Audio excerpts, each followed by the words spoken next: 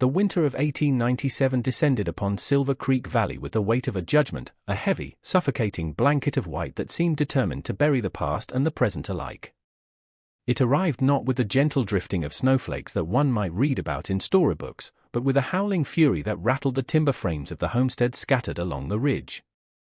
The frost was a living thing, creeping across the window panes of the small, weathered cabin, forming intricate, jagged patterns that obscured the outside world.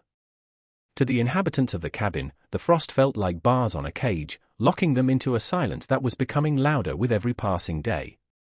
Inside, the air was only marginally warmer than the biting wind outside. Mai stood at the kitchen window, her breath hitching in her throat, manifesting as small, fleeting clouds against the glass. She was 20 years old, though the last few months had etched a weariness into her features that belonged to a woman twice her age. Beside her, identical in every feature save for a small mole on her left earlobe, stood her sister, Lee. They were dressed in light pink prairie dresses, garments that had once been vibrant and joyful, sewn by their mother for the spring festival 2 years prior. Now, the fabric was faded, the hems frayed from constant wear, and the color seemed woefully out of place against the harsh, monochromatic grayscale of the winter landscape. They wore layers of woolen shawls over the thin cotton, but the cold found its way through, settling into their bones. The sisters stared out at the relentless snow, which fell in a steady, silent curtain, erasing the path to the main road. Behind them, the cast-iron stove radiated a pathetic amount of heat. They were down to the last quarter of the woodshed. The logs that remained had to last until the thaw, which the farmer's almanac, and the ache in Mai's joints, predicted would not arrive until late March. For weeks, Mai had been performing a grim calculus in her mind, the same precise mathematics she once used to balance her father's ledger at the mercantile. They were alone. Their father, a man of immense dignity who had brought them from Guangdong to the American West with dreams of gold and land, had passed in the autumn of 1896. Their mother, whose laughter used to fill the drafty cabin with warmth, followed him 6 months later, taken by a fever that swept through the valley with the speed of a prairie fire. Now, it was December 24th. The cupboard contained a small sack of rice, less than a cup of dried beans, and a jar of pickled vegetables they had been rationing since October. "It's sticking," Lee whispered, her voice cracking slightly. She pressed her hand against the cold glass. "The snow." "It's not stopping, Mai." Mai reached out and took her sister's hand, squeezing it firmly. "It will stop eventually, Lee. The storms always pass." "But what comes after?" Lee asked, turning her dark eyes toward her sister. "We have nothing for tomorrow. No offering for the ancestors. No meal for ourselves. It's Christmas Eve, and we have nothing." Mai looked away, unable to bear the fear in her twin's eyes because it mirrored her own too perfectly. "We have each other," she said, though the words felt hollow against the growling of their empty stomachs. "And we have rice. We will make a porridge. We will be warm enough." But she knew it was a lie. The valley was unforgiving to men with strong backs and full larders. To 2 orphaned Chinese women with no livestock and dwindling supplies, it was a death sentence. They had tried to maintain the farm, but the drought in the summer had withered their vegetable patch, and the prejudice of the townspeople made commerce difficult. When they went into town, heads were turned, or prices were suddenly raised. They had retreated to the cabin, hoping to ride out the winter on what their father had saved, but the savings were gone. The silence in the house was a physical weight. In the corner, the grandfather clock ticked away the seconds with mechanical indifference. It was a sound that used to comfort them, a heartbeat of the home, but now it sounded like a countdown. Mai turned from the window and looked at the empty kitchen table. She had scrubbed it yesterday, an automatic act of muscle memory. The grain of the wood was visible where the finish had rubbed away, worn smooth by years of family meals that would never happen again. "I should check the trap lines," Mai said, moving toward the door, though she knew the traps had been empty for a week. "No," Lee said, grabbing her arm. "It's too cold. The wind is howling, Mai. If you get lost in the whiteout." She didn't finish the sentence. They both knew the danger. To be alone was terrifying, to be the surviving one was a fate worse than death. My nodded and pulled her shawl tighter. She moved to the stove and added a single, small log.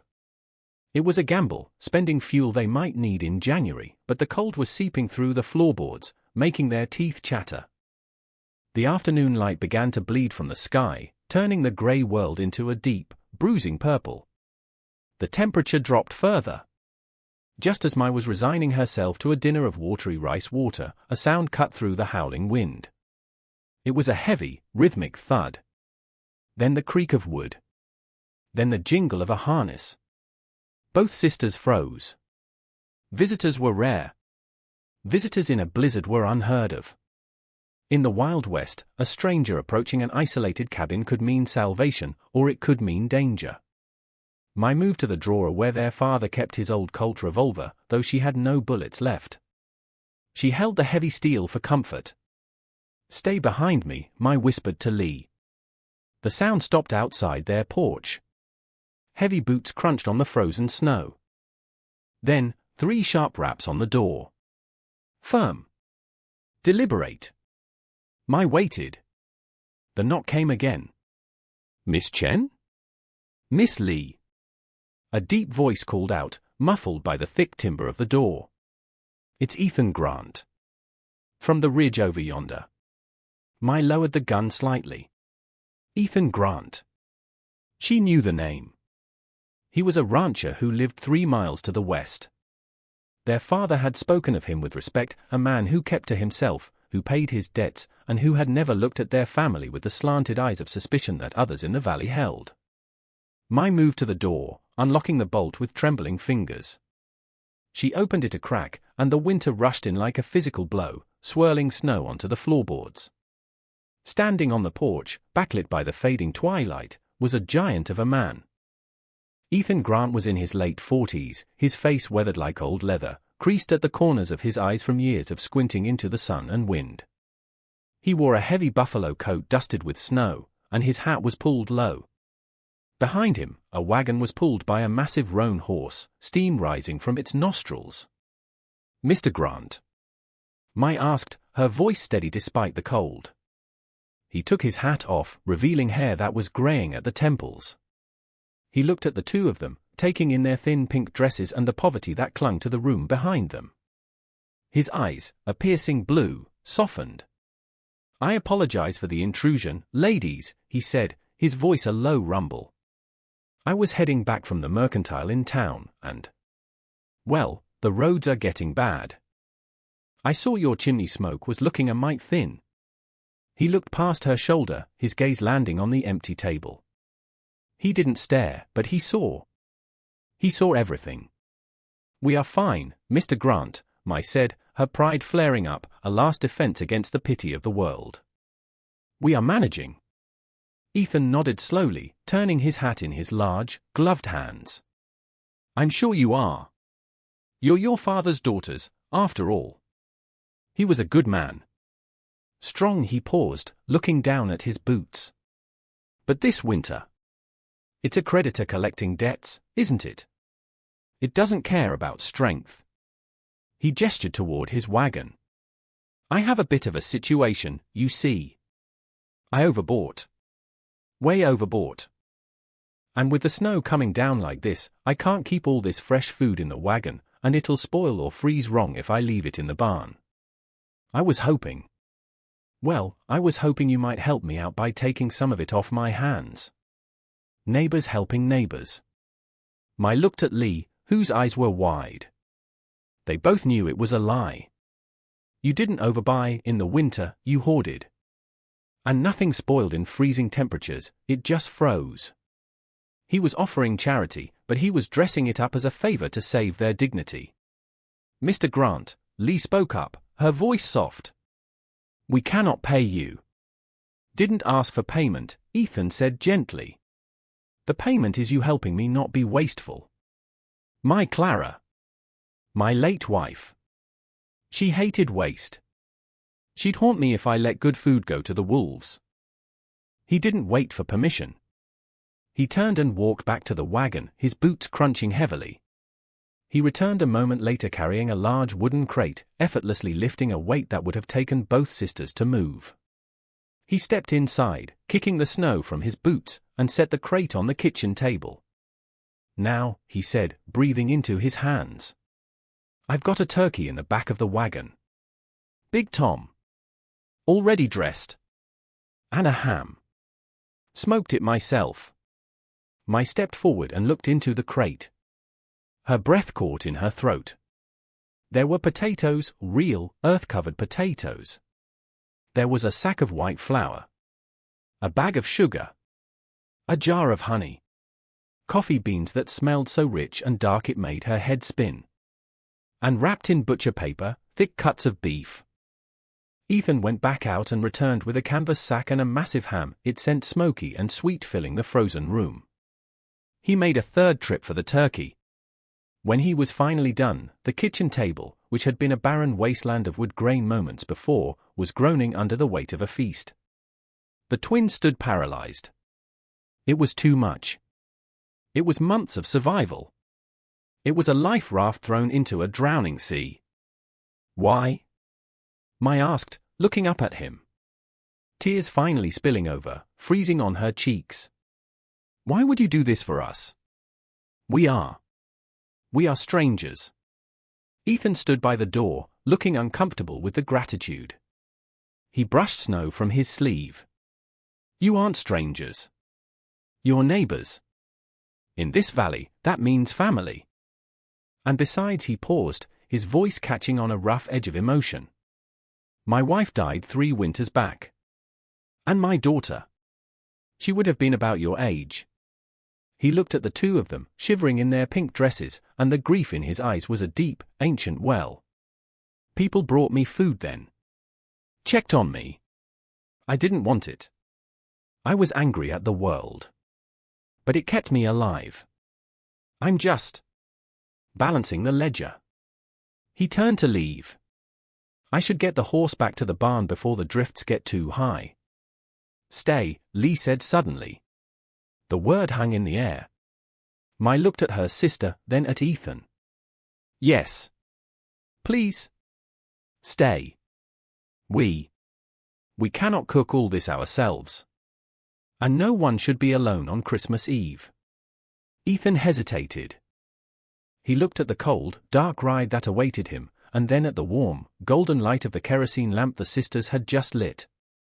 He looked at the food he had brought, and then at the faces of the 2 young women who looked at him not with suspicion, but with a dawn of hope. "I've got the horse to tend to," he said weakly. "There is a stall in the barn," I said. "It is empty. There is hay left. And we will make coffee," Lee added. "Real coffee." Slowly, a smile broke across Ethan's weathered face, cracking the mask of solitude he had worn for 3 years. "Well," he said, closing the door against the wind. "I suppose a cup of coffee wouldn't hurt." The next few hours were a blur of activity that transformed the gloomy cabin into a place of light and warmth. Ethan, it turned out, was handy with more than just a wagon. He went out to the woodpile and, despite the dark, managed to chop and haul enough wood to fill the box by the stove, getting the fire roaring until the cast iron glowed with a heat they hadn't felt in weeks. The twins moved with a synchronized grace that seemed to fascinate the rancher. I prepared the ham, scoring the fat and glazing it with the honey and a bit of the sugar. Lee peeled potatoes, her hands moving deftly. They worked in silence, a twin talk of shared glances and subtle nods, but the atmosphere was no longer heavy. It was electric with anticipation. The smell of the coffee brewing, strong, black, and life-affirming, permeated the room. Ethan sat in the corner chair, whittling a small piece of wood, watching them with a quiet contentment. "My Clara," Ethan said, breaking the silence as the ham sizzled in the oven, "she used to make these dumplings. Little pockets of dough." "Jiaozi," I said, turning from the flour she was kneading for biscuits. "We make them too. For the new year. But we have no cabbage or pork for the filling." Ethan stood up and walked to the crate. He dug around the bottom and pulled out a smaller, wrapped package he hadn't mentioned. "Is this pork?" He held up a slab of bacon and some ground sausage. "And I think there's an onion in the sack." The twins looked at each other, a spark of pure joy passing between them. We can make them, Lee said, clapping her hands. We can make dumplings. And so, the cultural lines that usually divided the valley dissolved in the heat of the kitchen.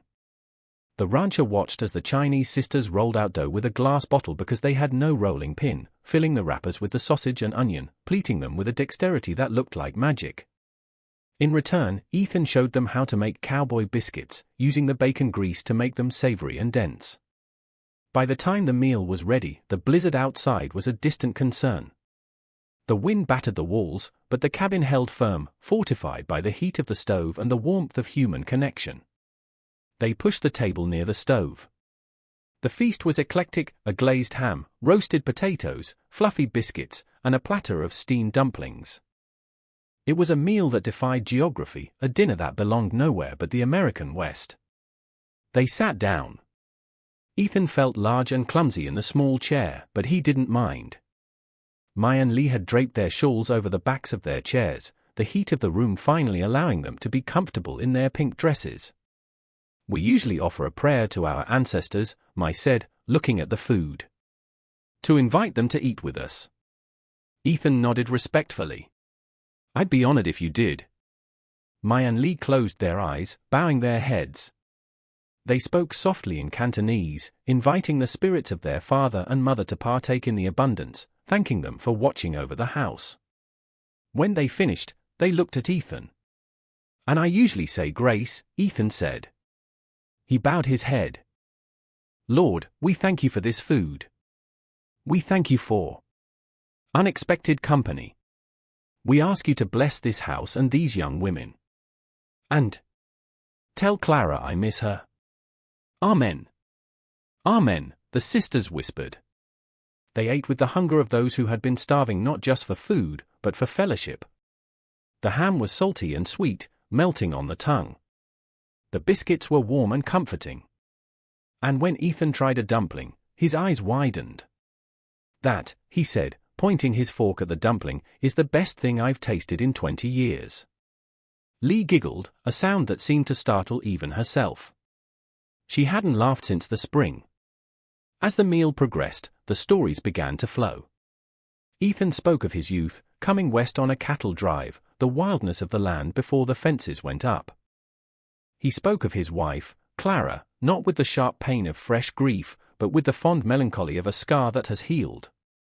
The twins spoke of their journey across the ocean, the smell of the salt air, the strangeness of the mountains.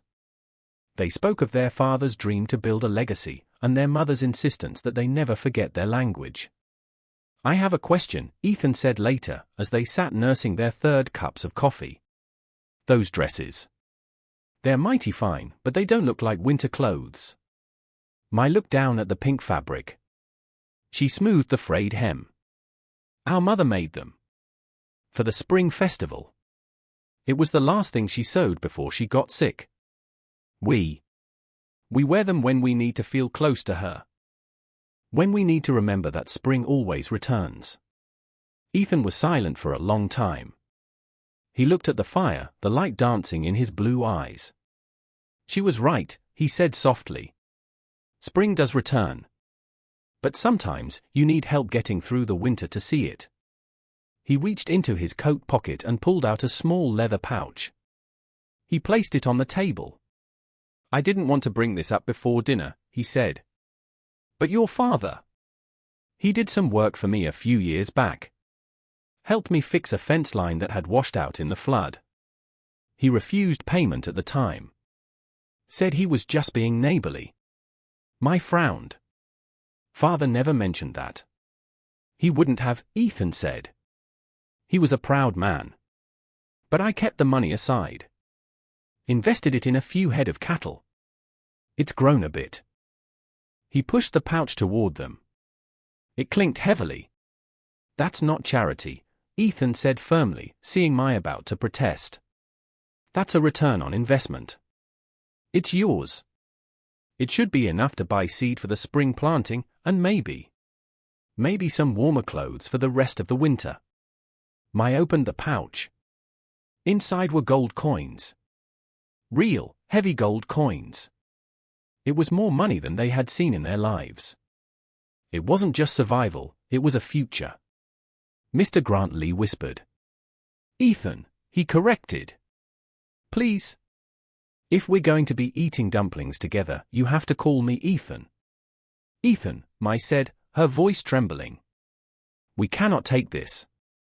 You can, and you will, he said, his voice leaving no room for argument. Because I'm an old man with no family, and I'm looking to hire some help. I need folks who can do figures and keep books. My ranch is getting too big for me to manage the numbers alone. I hear you two are wizards with mathematics. It was a ruse, partially. A way to give them dignity along with the help. But as he looked at them, intelligent, resilient, survivors, he realized it wasn't entirely a lie. They were exactly the kind of spirit the valley needed. We are good with numbers, Mai admitted, a small smile touching her lips. Then it settled, Ethan said, slapping his knee. Business partners. The night deepened, but the fear that had plagued the cabin for months was gone, banished by the aroma of roast turkey and the sound of voices. They sat by the fire until the embers burned low. Ethan slept in the armchair, refusing to take the sisters' bed, his heavy coat acting as a blanket. Mai and Lee slept in their room, huddled together under their quilts. For the first time in months, Mai didn't dream of the cold. She dreamed of the spring. She dreamed of green shoots pushing up through the black earth, of the creek running clear and cold, and of the pink dresses dancing in a warm breeze. Christmas morning broke with a brilliance that blinded. The storm had passed, leaving the world scoured clean and covered in a diamond dust of snow. The sun was a hard, bright coin in the sky. Ethan left after a breakfast of heated-up leftovers and fresh coffee. He hitched up the roan horse, the wagon now light and empty. I'll be back in a few days, he said, standing on the porch. To check on those books we talked about. And to bring more wood. That pile is looking sad. We will be here, Mai said. She stood next to Lee, both of them wrapped in their shawls, but standing straighter than they had the day before. Merry Christmas, Mai. Merry Christmas, Lee, Ethan said, tipping his hat. Merry Christmas, Ethan, they said in unison. They watched him ride away, a dark silhouette against the blinding white of the valley. He wasn't just a neighbor anymore. He wasn't just a rancher. He was the man who had crossed the frozen divide of prejudice and grief to find them. My turn to Lee, he is right, you know. About what? Lee asked, watching the wagon disappear. Spring is coming, Mai said. She looked down at her pink dress, then up at the blue sky.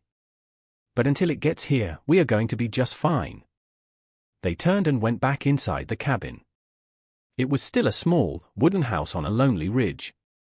The wind still blew, and the world was still hard. But as the door clicked shut, it didn't sound like a cage closing anymore. It sounded like a home, safe and warm, filled with the lingering scent of turkey, the promise of the future, and the invisible, unbreakable threads of a new family forged in the heart of winter. The creditors of winter had come to collect, but love, unexpected and rugged, had paid the debt in full.